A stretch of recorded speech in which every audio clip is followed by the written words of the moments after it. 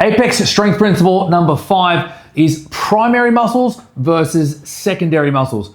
Now, Molly, when I say primary versus secondary muscles, what does that mean to you? Primary muscles are the muscles that we want to be doing the bulk of the work when we're performing an exercise. They're the muscles that we're trying to bias, that we're trying to target. And then we have our secondary muscles, which are supporting the action that we're performing. So usually smaller muscle groups doing less of the work. Well, shit, I couldn't have said it better myself. Now, when it comes to explaining this or demonstrating this to the people at home, what exercise would you say might convey this idea the best? I would use a bench press. A bench press? Yeah. Barbell or dumbbell?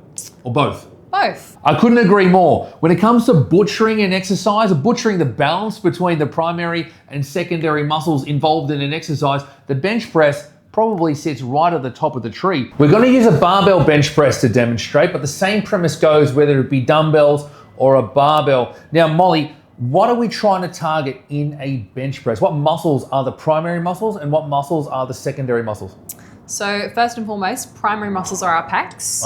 We then have delts and triceps as our supporting muscles. Okay, great. We are trying to exhaust the pecs, but we're not trying to exhaust the delts. We're trying to use as much tricep as possible, but the big issue in a bench press is overdoing what the delts are doing, because as the pecs fatigue, the muscles in which we're trying to target, the primary muscles, the delts become increasingly attractive to be used. So we need to be appreciative of this fact and the way in which the body will start to lean towards those secondary muscles as fatigue accumulates. That's why our technique in any exercise is so important. Now, Molly, get into position for me, please. And we're gonna run through a few demonstrations of some good looking bench presses.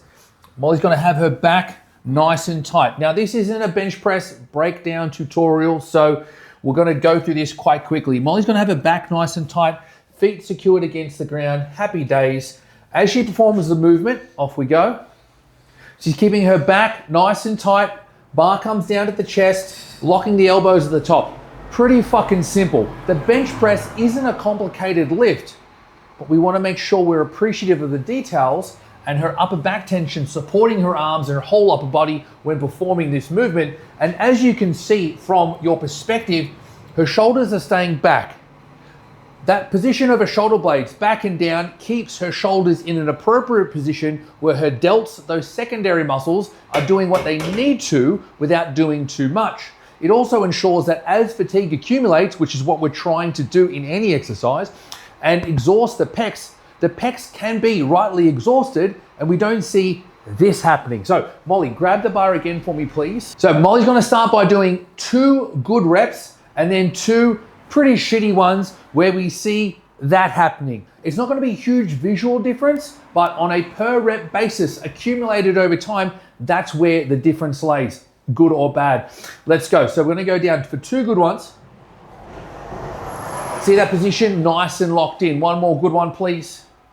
All right, now, I need you to unset these shoulders. Yes. Ugh. Yeah, that probably feels pretty gross. All right, down to the chest. You don't have to go quicker. Don't go quicker. The people at home won't be able to fucking see it, okay? We're just looking at the relationship between the shoulder doing too much at the top, okay? Don't make it completely shithouse so they can't see how poor it is in the detail, okay? So come down to the chest. And as you get to the top, overextend, okay? Yeah, see that? Fucking gross. Now do a few more of those without hurting yourself. See, that's not a huge visual difference. To the naked eye, the untrained eye, you probably won't know any different. But you multiply that over all the reps that you're doing, over all the sets, over all the weeks, all the months and years that you train, you're very likely going to encounter a very uncomfortable, very niggly shoulder, or heaven forbid both, and at the very least, piss poor fucking results. So what are some key takeaways for the people at home today, Molly? First and foremost, it is really important that when you're performing an exercise, you understand which muscles you're actually trying to target, both the primary and secondary muscles, and understanding that as you fatigue within a given set, you're much more likely to start leaning on those secondary muscles and compensating with some poor technique. And that's exactly right, folks. We're not trying to avoid loading your secondary muscles. They have a key role to play.